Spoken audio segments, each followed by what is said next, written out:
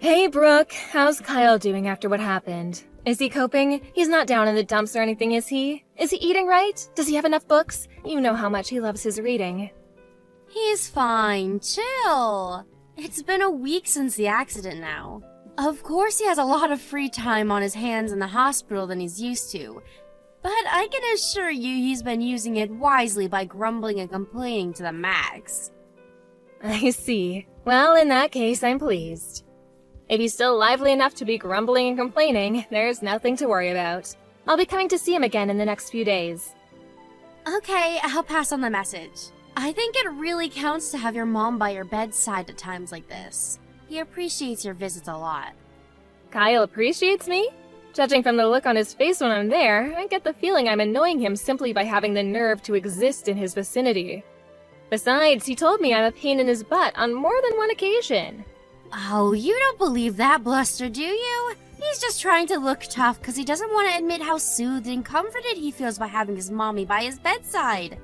He said he's always thinking of you. Well, it'd be great if that were true. You must have been pretty scared yourself, right, Brooke? This whole thing can't have been easy for you. I heard you were in the car when he crashed the car? That's right, I was in the passenger seat when it happened. Kyle's the last person I thought would ever crash the car. Even the safest drivers have accidents, and it's usually precisely because we don't think they'll happen that they do. It was his fault and no one else was involved, right? I can't say I'm pleased about my son being laid up in a hospital bed, but on the bright side, at least no one else got hurt. He only has himself to blame. We can't turn back the clock, but at least he can learn the valuable lessons that there are to be learned there. Right, I totally agree. He said he's gonna be taking a break from driving for a little while once he gets out of the hospital. How long did they say he'd be in for again? A month, right? Hopefully he has a long, hard think about his driving habits. Oh, believe me, he's already been doing some soul-searching. I don't think he's under any illusions over who was to blame. Oh yeah, I forgot. I wanted to thank you again. We really appreciate you sending the money for Kyle's hospital stay. His insurance didn't cover it, so we would have been in a really bad situation without your help. Oh, don't be silly, I'm his mother. You can hardly afford to shell out that much yourself, could you? I know you said you've been struggling lately. It was nothing, really. But it was so sudden. I think Kyle feels guilty, and he wants you to know how grateful he is.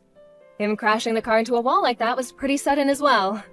Besides, it's not like he did it on purpose. He has no reason to feel guilty. Sometimes life just throws curveballs at you, and what are mothers for if not dashing to the rescue and saving the day in a rush of heroic maternal glory? Fair point. Thanks for saying that. I couldn't agree more with everything you just said. To tell you the truth, it's actually kind of a pain in the ass how easily little things like this seem to play on his mind. Oh, it is?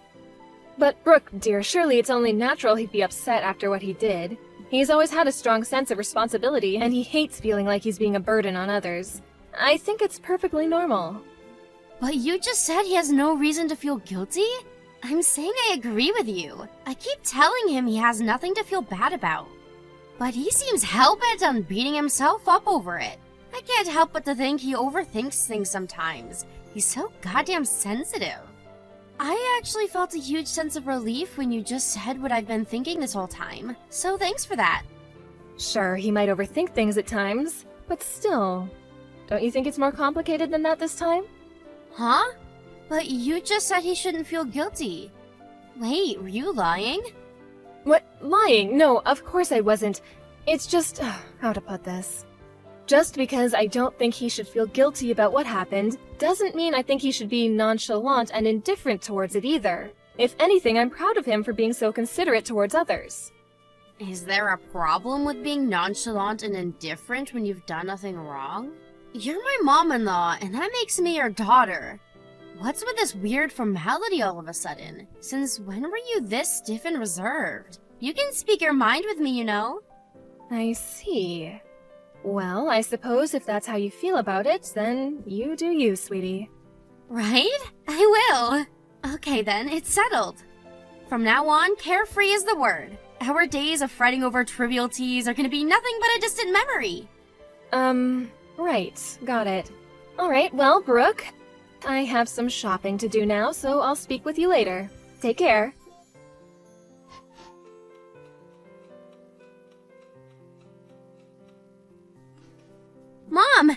can you lend me some money? We're in the mother of all pinches here. You're the only person I can rely on. Oh, Brooke, please, would you stop doing this? You asked me the exact same thing last week. I made it very clear that I wouldn't be giving you anything. Why do you insist on doing this? I know I did, but Mom, we're really in a pinch here. Like, really, really, really. Anyone would think I was a stranger, not your freaking daughter-in-law. Surely you should be more sympathetic towards our situation. Why you gotta be so heckin' frosty? Listen to me, Brooke. If you're genuinely in trouble and need help, of course I want to be there for you. Well, in that case, why won't you? You're contradicting yourself a little here, you know? How many times do I have to say it? We're genuinely in trouble. Our situation is desperate. When you say genuinely in trouble, do you remember the previous reasons you gave me for saying you needed me to lend you money? Yes, of course I do. We're struggling to stay afloat financially. Because vegetable prices have been going through the roof lately. Right. And the month before that, it was because the gasoline prices had gone up. What was it the month before? I forgot. Oh, yes, the electricity bill was soaring, right? I don't remember well either. But probably that. Everybody knows the cost of living has been going through the roof lately, and normal hardworking folks like us just can't get by as easily as we used to. Probably that. I see. Anyways, let's forget about that for a moment. What I wanted to ask you is, why don't you understand how unreasonable it is to come begging me for money every time your living expenses go up? How is that unreasonable? You're right, I don't understand at all. We're your family, and we're in trouble. You're the one who said it was your job as Kyle's mom to dash to the rescue and save the day when life throws curveballs at us. Surely helping us at times like this is the decent, moral, and obvious thing to do? It's not that I don't want to be there for you. The problem is that every time you ask for money, it's for the smallest, pettiest things. Think about it. If I have to come to the rescue every time your outgoings go up slightly, it'll never end. Kyle's got out of the hospital and went back to work months ago. It's not like you two are on one salary anymore. I never heard anything about either of you taking a pay cut either. Look, dear, I know we're in a cost of living crisis, but how can you suddenly be in the mother of all pinches just because cucumber prices went up? Surely, if you two do some brainstorming together, you can figure out a way to get through this somehow. I'm asking you precisely because we can't cope without your help. Why won't you believe me? You're horrible. You lent us money without so much as a single complaint before. What changed? I sent the money back then because my son had been in a car accident. That was an emergency. Surely you see the difference between a car crash and the things you're asking me to open my purse for every month these days? I get that. Look, I don't know exactly how much Kyle brings home every month. But you've never had any problems like this until recently, so I could ask you the same thing. What changed, Brooke? You'll be fine if you just tighten your belts a little. You know, like eating out less, canceling things like Peeps Flick subscriptions, making sure the lights are turned off, that kind of thing. This is hardly rocket science. It must be nice to have the luxury of saying all these things from a position of complete financial security. Life isn't so easy for us mere mortals, you know. Yes, that's right, I know. You're sitting on a tiny little nest egg in that savings account of yours, aren't you? I see. I take it you heard from Kyle? He let it slip after he had a few beers the other night. I'm pretty sure he didn't mean to tell me. It's real nice to know how trusted I am in this family. Like, geez, thanks for sharing, Mom. Anyway, if you have so much money, what's the issue with lending us a few cents here and there to help us get by when times are tough? Why does it have to turn into this big drama? Just quit complaining and hand over your bank card already. You do know that my savings and your household finances are completely unrelated, don't you? Just because I have money does not mean I'm obliged to give it to you. What kind of logic is that? Besides, if you're really in as much trouble as you say you are, why are you the only one who ever comes begging to me like this? If times are so tough, why haven't I heard so much as a word out of Kyle? Duh, isn't it obvious? He's way too proud to admit we're struggling. How's he supposed to feel like the man of the house if he has to beg his mommy for pocket money? In that case, you won't have any problem with me confirming all this with him directly, will you? You know that your finances are in such dire straits that you have to beg your mother-in-law for money several times a month? Oh, come on. There's no need to do that, and you know it. That's just mean-spirited. Think about how it would make your son feel. The bottom line here is that you need to learn to overcome life's challenges by yourselves. If you rely on others at the first sign of trouble, not only will you have no problem-solving ability of your own, but you'll be finished as soon as the support dries up. I have absolute faith in you both to get through this and to become stronger people for it. If you accept and understand all of the above, and you still say you're in desperate trouble, I'll be here for you.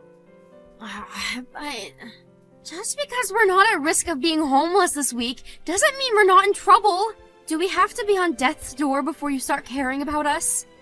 You know, all of this time you spend asking me for money could be spent figuring out how to improve your situation. Less talk, more action. First, do what you can. If after that you tell me you're still hopelessly in trouble, I'll consider helping you after discussing things with Kyle. Fine, I understand. Sorry for being so persistent. Don't worry about it. I'm grateful for your understanding. I understand things aren't easy for you right now. But you can't go through life relying on others all of the time. If you did, you really would end up in the mother of all pinches when no one was there to save you.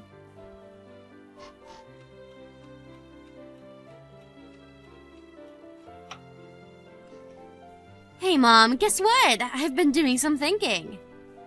Brooke? What's this all of a sudden? Have you had some kind of religious epiphany?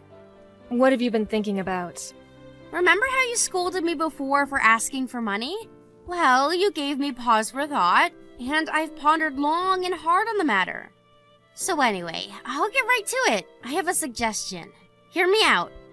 I hardly scolded you, dear.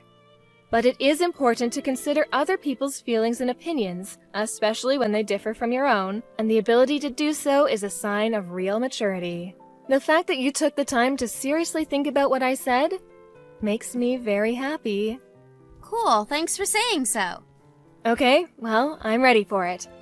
The suspense is killing me. What's your suggestion? So, you have a lot of savings, right? But you told me it was no good for me and Kyle to rely on your money unless in case of emergency, right? That's right. We might be family, but that doesn't mean we shouldn't have boundaries, and relying on others all the time isn't good for anyone. On the other hand, it seems like such a waste for you to keep all that money to yourself without putting it to good use. Excuse me? Forgive me, Brooke.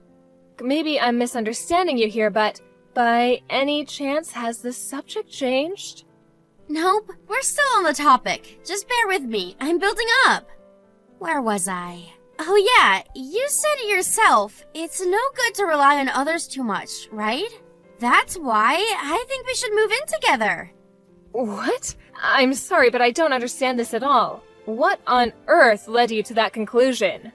Think about it. If we move in with you and we all live together, we'd all be on the same team. You lending us money wouldn't count as us relying on others anymore. It wouldn't?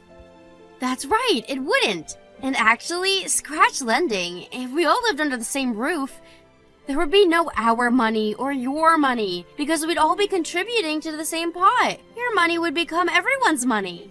I can't believe I didn't think of it sooner. Let's do it. Let's live together. Hold your horses, Brooke, please. Don't you see how absurd what you're suggesting here is? I don't understand your logic at all. No, I can't and I won't. It's not happening. Why not? Surely living with us would give you more peace of mind, too. Ah, that's it. You're worried about the housework, aren't you? No. Not wanting my son and daughter-in-law to move in with me has nothing to do with the housework. Do you have no inkling of how ridiculous what you're asking me to do is? Relax. You don't need to worry at all. I won't interfere with you doing the housework one bit. I'll never get in your way. In fact, I bet you won't even know I'm there half the time. I just told you that isn't the point. Hey, wait a sec. Are you saying you want to move in with me but don't intend to do any housework? I am, but trust me, this makes sense. Think about it. Me and Kyle have only been married for a year, right? Which means I'm still learning the ropes as a housewife. There's still a lot of stuff I'm not sure about, and a lot of things that don't come naturally to me yet. You, on the other hand, are a veteran with decades of experience. Not only would it be rude of me to assume I could do even half as good a job as someone as skillful as you, but it'd also be way more efficient if you did it all for us. Oh, good grief. Alright, you listen to me, Brooke, and I'm aware of how rude this will sound, but I just don't care anymore. I'm so disgusted with you, I struggle for words. That's not important right now. What's important is that we move in with you ASAP and live together as one big happy family. So what do you say? We'll handle stuff like having our things sent over on our end. You moved house last month, right? I don't know your new address yet. Could you tell me it? This conversation is pointless. There's no getting through to you. I take it Kyle is aware of this little scheme of yours. I'll discuss the matter with him directly. What are you talking about? Kyle doesn't know anything about this. Wait, what? Are you being serious? You're talking about moving house and your husband doesn't know? Yep, that's right. To tell you the truth, the idea only just came to me and I got excited. I just had to pitch the idea to you straight away. But relax, it's fine. I'm certain Kyle's gonna be on board with it. He's smart after all. Wow, Brooke, wow. Were you always like this? I don't even know how to respond. But I do know one thing. How arrogantly and selfishly you're behaving right now only strengthens my resolve not to let you move in with me. It is not happening. Like, what the hell? Your daughter-in-law's telling you she wants to move in with you here. Anyone else would be pleased. I'm not so sure about that. Anyway, there's no point in carrying on this conversation if Kyle doesn't know about what you're doing. I'm going to go speak with him directly. I have nothing more to say to you. God, you're so freaking annoying! How could you be so ungrateful? I'm doing this out of the goodness of my heart. Do you know how dangerous it is for an old hag like you to live all on her own? We're moving in with you, so hurry up and tell me your address. Oh, today has been an unusual one. Who would have thought it's possible to be this disgusted with a single person so many times in one day? It's actually impressive. Stop talking nonsense and accept my very kind offer already. You think I've got all day to be wasting on this stupid conversation? Some of us have jobs to work and finances to worry about, you know. Calm down, Brooke. Deep breaths. In, out. You came at me like such a whirlwind I didn't get a chance to tell you this. But I already live with someone, so unfortunately, I'm not going to be able to take you up on your offer. You're better off just forgetting the whole thing. Huh? You're already living with someone? You never told me that. Who is it? Since when? Why wouldn't you tell me something so important? Isn't it obvious? Who would I live with other than my family? My second son and his wife, of course. You were right about me moving house last month, but it wasn't to be on my own. I moved in with the two of them. I wasn't lying when I said you couldn't move in with me, you know. What you're suggesting is literally impossible. What the? No! How dare you be so selfish! Do you have any idea how much trouble this puts me and Kyle in? We need your savings! Undo it! Get out of their house and move in with us! You can't be serious. I know you know that's not going to happen. I knew that was what you were after all along, by the way, but it's at least nice to hear you admit it. You'd stop at nothing to get your claws into my money, would you? As long as I know that behind every word that comes out of your mouth lies nothing but an insatiable desire for my money, I have no reason to talk to you. Not now, not next week, not ever. If that upsets you, I suggest you go off and cry into your pillow alone because there's nothing you can do to change my mind. You just hold on a goddamn freaking minute! I'm not done speaking yet!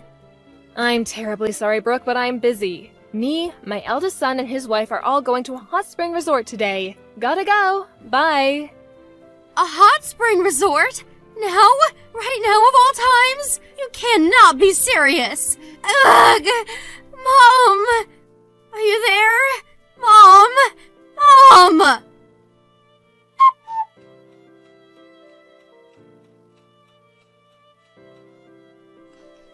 Brooke, you came to our house yesterday, didn't you? You broke the window and let yourself in, didn't you? Huh? It'd be, like, really nice if you didn't make false accusations against me, you know. Thanks. I don't know anything about your house getting anything broken into. It seems like I was wrong about you, Brooke. I thought you were a little more intelligent than this. I didn't think you had it in you to be this recklessly brash and impulsive. Whatever. If we're honest, this is all your fault. You know that, right? Did you really think I was gonna let you get away with keeping the whole moving in with your son and his wife thing secret from me? If you'd have just kept your mouth shut and given me your bank card like anyone with half a brain would have done, you wouldn't be in this mess. Regret won't get you anywhere now. You dug your grave, now lie in it. I couldn't agree more. It really was careless of me to tell you I moved in with my second son. I've been a fool. Wow, you're self-aware? I suppose you'd be a total lost cause if you weren't capable of self-reflection at your ripe old age. Let's face it, you're not as young as you used to be. If you'd have waited any longer, you might have kicked the bucket without realizing what a gigantic moron you are.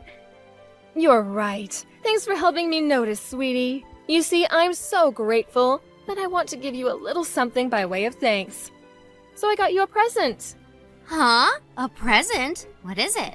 You should know that I don't accept cheap stuff. It's fine, relax. It's even more valuable than my bank card. You know, the one you took from this house. In a certain sense, it's actually something really unusual. Huh? What could you possibly be talking about? I can barely take the suspense.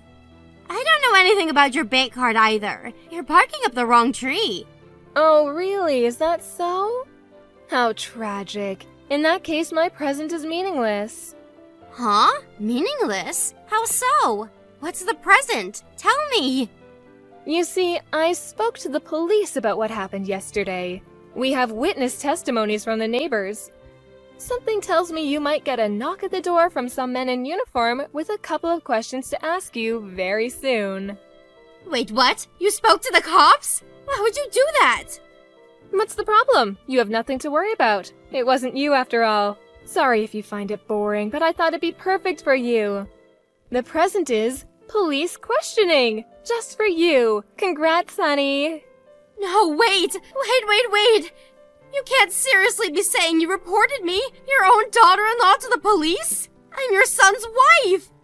You seem a little perturbed. Is everything okay? Surely you have no reason to panic like this. What's the problem? It wasn't you after all. I know you're probably busy, and having a bunch of stern-looking cops grilling you on the sofa might not have been how you envisioned yourself spending today. But you clearly had nothing to do with it, so I'm sure they'll be out of your hair before you know it. I'm sorry. I lied. I knew it. So it was you?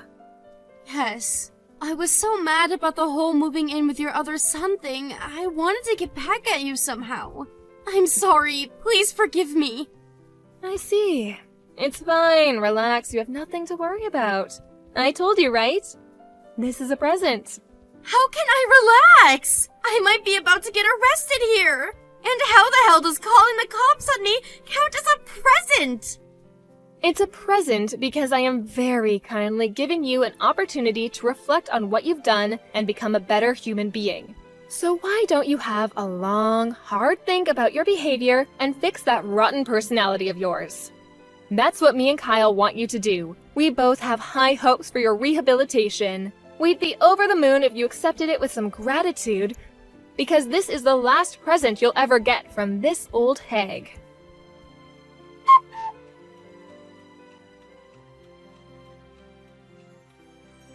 After that, my shamed daughter-in-law was taken away in handcuffs by the police in front of a crowd of very shocked neighbors.